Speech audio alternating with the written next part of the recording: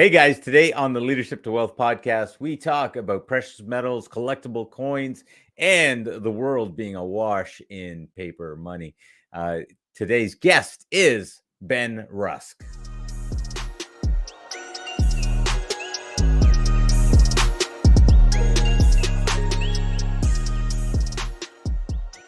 The reason I do these podcasts is to get exposure. Yeah. And to introduce people to a platform that allows them to buy gold and silver through a membership program, and we offer the membership. And I just like to, help people understand and get educated why it is they want to be holding gold and silver and not just storing ones and zeros in a bank. Yeah. Well, let me ask this question then, right from the get-go here. Whatever happened to real money? People stopped holding it. They back in the day, you would travel with a pouch and you would have some coinage in it, and from time to time, whether it be copper, silver, or gold, you would pay for what you need as you went along, and you'd acquire more and you would spend more. And people just got tired of carrying it because of the weight. So they went to notes. We gave the gold to the, Fort Knox, and they said, okay, well, here's your gold note and here's your silver certificates, right? And use this as you would your gold. And at any time, if you want to come and get it, you just present the certificate and we will pay you out in gold. That was up until 1971. Right. When we came off the gold standard. Right. It was you were no longer able to go in and request the physical metal. It was always your money anyway. Right. Well, I mean, I think this is one of the things that I like to talk about sometimes, and it's kind of because people have a hard time. How in the world would that work? And I think a good way for people to understand is kind of like how you have a mortgage, so to say. That piece of paper, actually is represented by a physical building, right? Your house, and so at any point, the bank could go redeem it for your house. Of course, they do something different. Back in the day, you had a certificate, $1 that could go to the bank and you could redeem what the physical thing was the gold. Was the precious metals, right? Yep. But then we moved away from that for a number of reasons. Do you want to talk about any of those reasons why we moved away? Well, absolutely. But, before we get too far away from something you just said, I tell people to take your silver and go to your local, grocery store, your sporting goods, and talk to the manager and see if they're willing to negotiate in precious metals. Okay. I've done it in a number of different states. And the first thing the guy does is he reaches for his wallet. He says, yeah, you can spend that here. I'm going to put it in my pocket and put my notes in the till. Right. Right. But I'm building a relationship with people that are willing to transact in precious metals. So when the time comes, I don't have to tell them who I am, what I have. They know what I have. They know who I am. I'm a member of their community, and I'm here to make a purchase. Right. So now getting back to holding the gold and silver in the pouch, right? Yeah. Well, let me ask this because what you're talking about there is a scenario that, people have talked about for a long time, and they say, that'll never happen, where we're going to have to go back to paying with the actual physical metal. Can you speak a little bit about why are you creating those relationships? What are you thinking, and what are you seeing as you look down the road? Well, I don't even have to look very far down the road. I can just look back in history, and I can see multiple countries having their currency be devalued to zero. Since 1913, we've been on a path of devaluing the US dollar to where we're at today. We're less than 5 cents, probably less than 2 cents per dollar bill in value. And that's why we're seeing this inflation. Well, that's not stopping the government. They continue to print more money. And, something is precious and valuable because it's rare. If you print more dollars, then all you're doing is devaluing the value of that currency even further. until it gets to the point that the people lose trust in it and they just throw it in the street because they don't believe it has any value. It's happened in Germany. It's happened in Argentina. It's happened in Venezuela. I mean, there you can go out and YouTube video it and see, people just throwing the money in the streets because it's worth nothing. So, fiat currencies last, on average 50 years. Well, guess what? We are at the end of that cycle since 1971. Yeah. We are at the end of that cycle. So how much longer can the dollar bill survive with countries saying, I won't take your money anymore? They don't want the dollar bill. They're already shifting over to other currencies that are being backed by precious metals. Yeah, I think that's a great point. And I think for the first time in that 50 years, people are actually going to be we can actually point to instances where people are switching over. I mean, we've this whole creation of this Bitcoin market, the cryptocurrency space, but we're literally watching as countries are trying to transact in something other than the US dollar. Do you want to say something a little bit about what we're seeing right now on the ground? Yeah. So, while we're still dealing with the technology age, it just makes sense that we go to a technology-based currency. But I'll tell you, if you can't hold it in your hand, if it's not a tangible asset, you have to understand that you are not holding your wealth. Right. You have entrusted your wealth to a facility of one form or another to protect your wealth for you. Yeah. And we're at a point in time where you need to secure your own wealth for the, just to sustain life, if that comes to that, because, the food lines are coming, the gas lines are coming. I mean, we're seeing it already. It's like, who's going to get to go to the front of the line? Yeah. Or who's going to be able to walk up to the back door and make a transaction and not stand in that line at the front door. It's going to be the people that have real money. Yeah. Something of value to be able to transact with. Gold and silver's been around for 5,000 years doing just that. Yeah. Protecting people's fortunes. Well, Ben, let me let's just back up now. We've gotten down the road. I should probably ask the question. Give us a little bit about your background, where you're from, and how you got into precious metals, and even the being interested in the history of precious metals. Right. Well, I was born on the East Coast. In my teenage years, I moved to the West Coast. I had the fortune of meeting up with some people in some metal detecting clubs that took me out and taught me how to prospect. Okay. So is this like going to the beach and walking around with metal detectors? That's what I do now, but I'm talking going up into the mountains with a pick and a shovel or a dredge, a suction dredge in the rivers, and literally pulling nuggets out of the stream. Wow. Okay. So I've had the privilege of meeting some very interesting people that have educated me in mining and other types of just mining practices.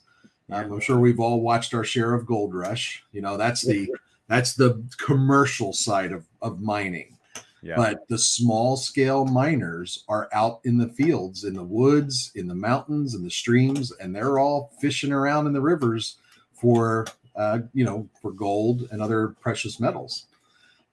So I got the fortune of doing that for a number of years, probably like 30 years now. I've been doing that. I do also metal detecting, and I teach classes on both panning and metal detecting.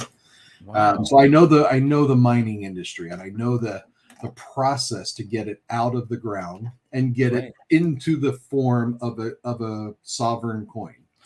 Okay. So I'll give you a little education on that right now. Yeah, please do. So we all know about spot price. Yeah. And everybody's like, well, I want to buy it. I can get it at spot price. It's like, no. Right. Nobody can get anything at spot price. Let me tell you what spot price represents. That is the cost that somebody's willing to pay to have a miner dig it out of the ground. Okay. So if he's comfortable with what his operation costs to run the mine to getting that price for digging it out of the ground, then he'll go out and he'll go to work. If Right. spot price drops too low, he just shuts down the mine, right? Okay. That's spot price. Yes. Well, then that ore gets to the smelter or the refinery, and there's a process to get the impurifications out of the metal and get it into, a bar. Let's just call it a bar or an ingot. And then these bars then are sold to the mint. Okay. And then the mint melts it down into strips so that they can create the blanks and put the edges on it. And then one at a time, they're put into the press, and a 36-ton press turns it into a coin.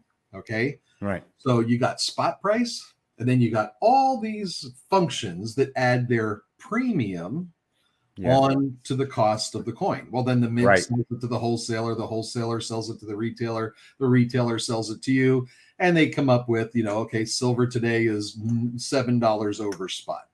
Right. So now you know what spot is, you know what they're charging you, so now you can calculate what premium you're paying. Right. And that's what people need to understand, is how to calculate that premium, and then you'll know if you're getting a better deal from this company or this local dealer. And you got shipping, insurance, and handling, right? To get that mailed to your front door if you're buying it from an online dealer. Right. So whenever you calculate the cost of a silver eagle or a gold eagle, be sure that you're calculating it based on receiving one item, not 500 at low as, $27 a piece or whatever. It's like, no. Compare apples to apples, compare the price of getting one. Yeah. And that's where, the membership that we're going to talk about today allows you to buy fractional amounts or one. And we have the lowest price anywhere. And we have no minimums and no maximums. So, so that gives you a little idea of why people struggle with, what to buy, where to buy, what to pay, who to trust, all those kinds of questions. We've tried to answer all of those for people and educate people. Yeah. I think it's great, I think one of the things when you get into that market, and I've had people ask me the question, and they just come out and go, well, where would I buy it? How would I do that? Even if I wanted to. Right.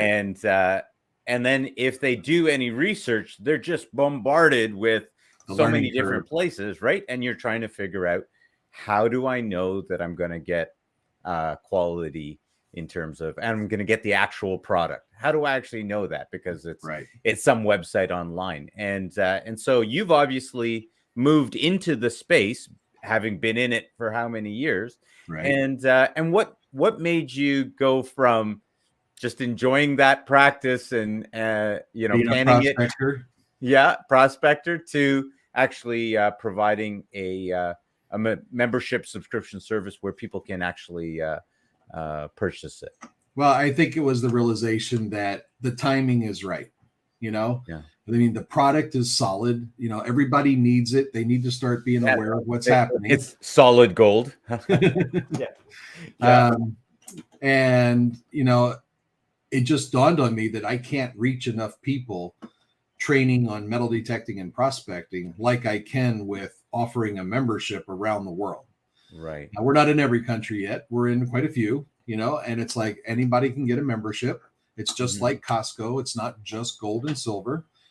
We have a lot of other benefits that come with it. We have 800,000 retailers that are providing our members with exclusive discounts. We have an online digital wallet that allows you to fund it with crypto profits. You can convert that cash into gold or silver right there in the wallet. You can transact with other members. You can send cash, gold, and silver to somebody else with a membership around the world. We also have the Stack and Sell program that allows you to take these graded numismatic coins. With these serial numbers on here, you can scan them into the platform, and the platform will hold a complete inventory of your collection. It'll also give you a market value based on recent sales of similar coins. Yeah. And it allows you to liquidate your assets by just a click of a button, set the price that you want for your coin, and it's Yeah. up on the marketplace for somebody to purchase. Right. So those are just a few of the benefits. And we also have some healthcare plans if people are interested in that. But, as far as gold and silver, bullion versus collectible, we talk about bullion being a defensive strategy, right? I mean, it's not going to fluctuate very much. It's solid. It's there.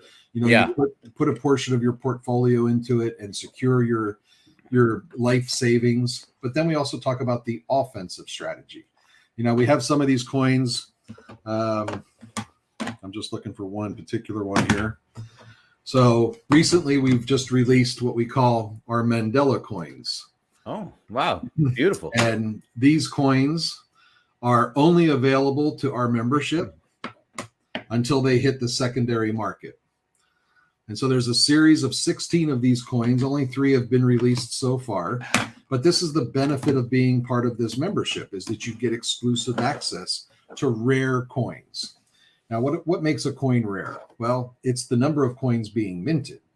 People don't realize that there's not an unlimited supply of these coins made. I think this coin here, I think there's only 888 of them made in the world.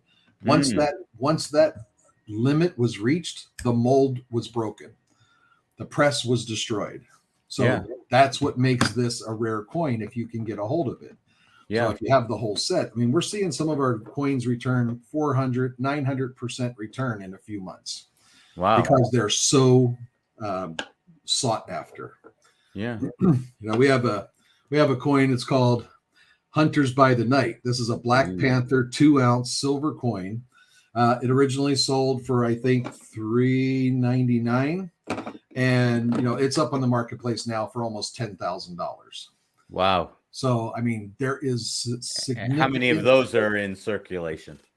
I'd have to look that up, but yeah, I can beautiful for you.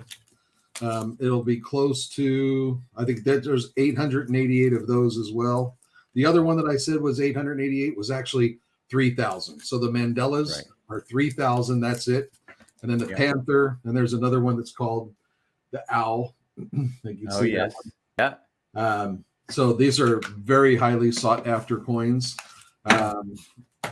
So, that's the significance of knowing how many of these were minted. Well, the other thing is that we've partnered with NCG. You see that serial number on there. You can scan that. It'll send you to the NGC website. It'll give you the stats on how many have been printed, how many were actually an MS-70. All of our coins are MS-70s, meaning they're a perfect coin. Right. Perfect condition. So not all coins that are minted, that 3,000, not all of those were perfect. Right. Okay. Right? So now that makes the MS-70s even more rare. Right. So to have a set of MS-70s, you can imagine what the going rate on that's going to be.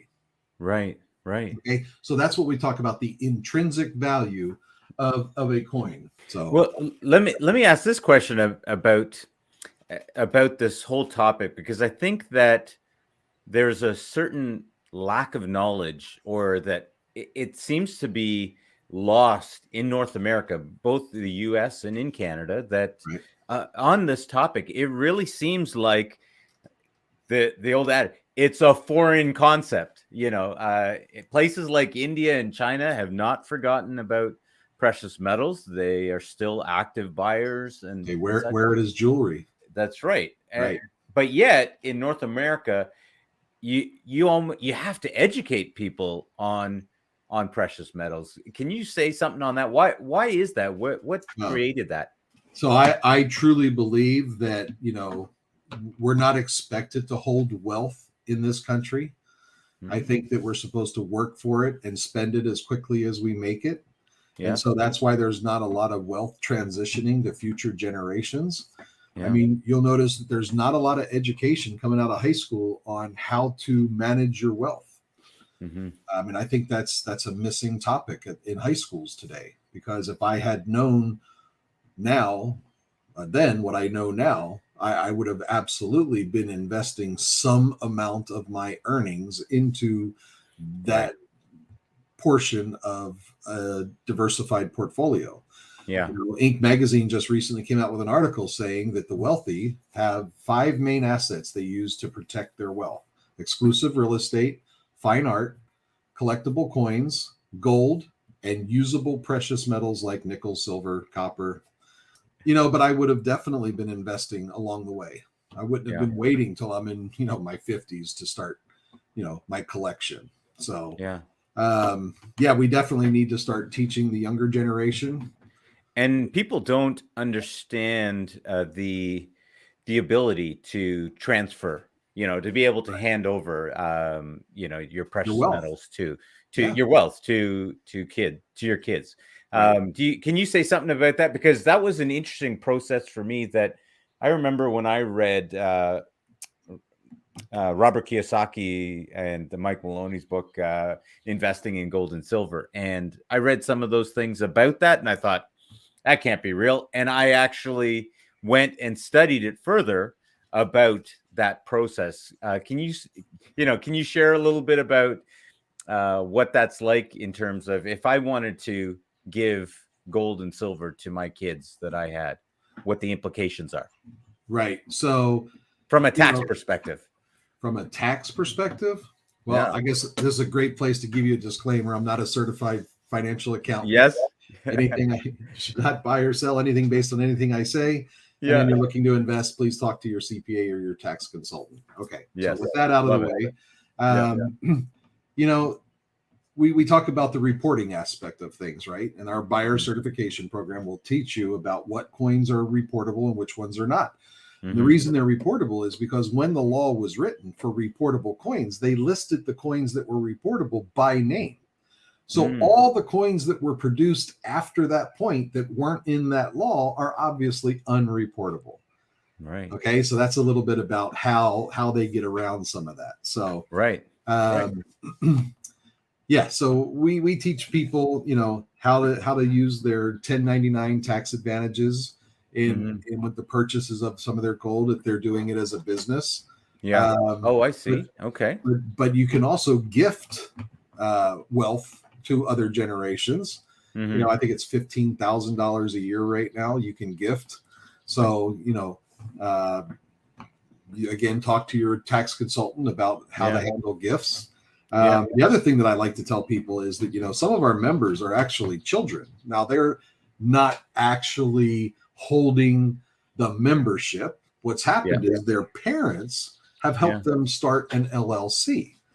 Oh, wow. So the Okay. LLC is in the name of their child, and Yeah. their child becomes the uh, beneficiary of the LLC should anything happen until Yeah. they turn 18, and then they can turn the LLC over to them. Well, let me ask this question now, since you mentioned a little bit about uh, crypto and digital currency.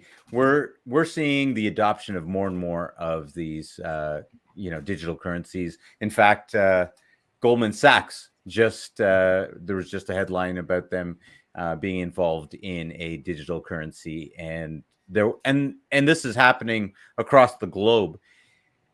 Do you see people moving away from gold and silver and moving more into the digital space, as you have, younger people that are moving into the technology? They don't know about the fact that gold and silver is always done in accounting throughout history. They're only aware of digital currency, and it makes sense to them because they can keep it on their phone. Yep, absolutely. I think it was JP Morgan Chase recently sold a large amount of gold to secure an even larger amount of silver. So when we Right. talk about the banks investing, it's like, yeah, they have a particular holding in Bitcoin or the like in cryptocurrency, but you got to remember that their bottom baseline accounting, asset management is gold and silver Right. because they are holding the physical metals. Because what happens if blockchain blows up in our face and everybody finds a problem with it where it cannot move forward? The banks are the ones holding the gold and silver because they know Mm-hmm. that anything's possible. They're not going to be dumb. They're not going to miss the wave. And I don't think any of us are either. We're all catching the wave of crypto. But here's the question. We talk about the stock market. And over the past, let's just take the last 100 years, we've had probably three major humps in the stock market. I try to Mm-hmm. paint the picture for people. What if you had gotten out at the top of the peak of the first hump and didn't reinvest until the dip. And then you got out of the peak at the next hump and then didn't reinvest until the dip, your wealth would have stacked instead of doing this. Right. All right. Yeah. So the same thing's happening with crypto. It's going up and it's coming down. What if you got out at the peak and put it into gold and silver? That's why our first ever digital wallet allows you to take your crypto wallet and transfer the funds right into the digital wallet and turn it into silver and gold. Okay. When the timing's right, you need to get out and not ride that roller coaster back down to the bottom of the dip. Right. Stack your wealth. Do not ride. We were told when we got out of high school, invest in the stock market and ride it for the long haul. The long haul. Yes. Right. And what has that done for us? It's cut our wealth, by 2/3. Right. Because of those humps that we worked through. Right. Yeah. I mean, every time we lost, half our wealth. Mm-hmm. So, and then you got to wait for it to come back up and come back. Yeah. Yeah. So imagine if we transferred it from one asset to another asset during the time of that dip, we would have been stacking our wealth rather than watching it grow, watching it evaporate, watching it grow, watching it evaporate. Well, this is a good question. People are actively asking, regular people are starting to ask the question, do I need to find a way to move my money somewhere else? Do I need to find a way to move it offline, to move it to the Cayman Islands, to Swiss bank accounts, all of these types of things? And it's amazing to me, being in the investing world, that I'm getting this question more and more. What do you say to that? So I've actually made the move. I've gotten my 401k out of the stock market. I have it in a private depository backed by gold and silver. Mm-hmm. And it's no longer tied to the stock market. It's only tied to the price of gold and silver. And it's there, and I get an inventory of what's there, and I don't have to worry about it anymore. Right. Okay. Can I ask you a specific question about gold, precious metals, and pricing right now? Sure. All right. So, I've been watching it, and one of the things for me as I watch, and I'm not an economist, but I have noticed over the years certain correlations between the price of gas, the price of precious metals, and what's going with regards to what's going on in the economy. And one of the things I'm seeing right now, obviously, we're seeing overseas. There's war in Ukraine and by Russia, and we're watching that happen. We're watching gas prices skyrocket, but we're not seeing an accounting in the area of precious metals like we would normally expect. Do you have any thoughts on that? Yeah. So basically, we've known for years that the price of gold and silver has been manipulated. Yeah. And it's done for those that are in the know, that are taking advantage of it until the time of crisis happens. Like right now, you can go to I think it's called the usdebtclock.org. Oh, yeah. And there is a section on there called precious metals. Yeah. And you can actually see if gold and silver prices stayed consistent with other products. Yeah. What gold and silver should be valued at today. Right. Yeah. Well, quietly, we've actually been seeing that central banks around the world are active buyers. Yeah. Yep. Precious metals. Where to the point where silver's like 6 to 8 weeks out on delivery. Yeah, I remember back in 2008, and we had to wait. I had to wait 3 months for supply. That was back then, right? Now, mind you, it was at an all-time low, and we were having the whole economy was crashing, and who knew what was going to happen at that point in time. Exactly. But people wouldn't. I understand that a lot of people do not have any of this background. One of the advantages I like to say that I have is I actually come from I'm originally an immigrant, born overseas. My family are East Indians, and so we have this connection to precious metals because we didn't trust our governments back in the day from printing, right? And so, whereas that's not something that people really understand now, and a lot of people that come from other countries, like I'm here in Canada, people will not know the connection to Richard Nixon taking us Right. off the gold standard in 71. What are you talking about? That's the US. What does that have to do with Canada? Right. And a But the lot of rest of people the world, don't understand that we're backed against the US dollar and what the right? implications of that are. Absolutely. Yeah, the rest Right. of the world hitched their wagon to that horse, didn't they? Yeah. Yeah, absolutely. And I understand why everyone did it, but now we're seeing the effects around the globe, different countries, as we see different political leaders being toppled because of runaway inflation in some of these countries, and because they don't have the ability to respond Right. when the US stimulates, it does stimulus responses, right? So Exactly. okay, so what are some of the questions that people don't ask when it comes to precious metals that they really need to be asking and thinking about as they move forward? They hear, okay, Russ, Ben, I understand that this is something important, but I really don't know what I should be doing here, and I think I'm just going to go back to watching my TV. Can you give me anything to help me understand where I should be going and what I should be looking at? Absolutely. Well, like I said, we have a membership that allows people to buy gold and silver Yeah. 24 hours a day, 7 days a week, no minimums, no maximums, with whatever amount fits your budget. You want And to where buy can they five, find that? 206gold.com. 206gold.com. There you Okay. go. And uh, you can spend $5 a week, $10 a week. You can put it into your wallet. You can purchase that amount of silver or gold, and when you Yeah. accumulate a full ounce like Yeah. this, you can have it shipped to your front door. You can Oh, also leave it in the vault. We yeah. store up to $25,000 worth of precious metals at no additional storage fees. If you go above that amount, there's more storage fees just for Right. insurance purposes. Right.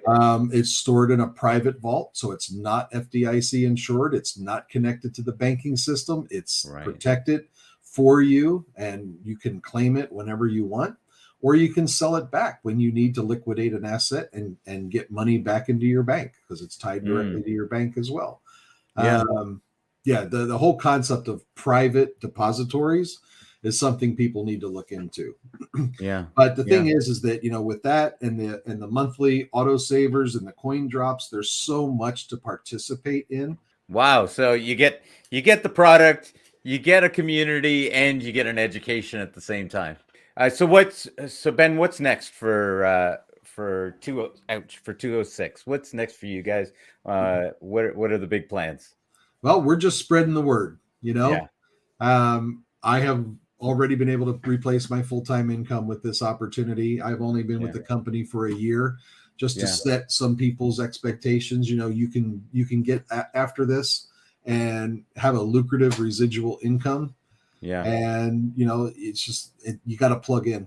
Nice. Okay, so if people want to get a hold of you, or what's the best way for people to get a hold of you? 206 gold. I'm just going to keep repeating that because the videos are there that explain the membership. Yeah. My phone number is right there on the page. You can book an appointment with me, and if you don't want to wait, hit that button and it says get a membership, and you can just get it today.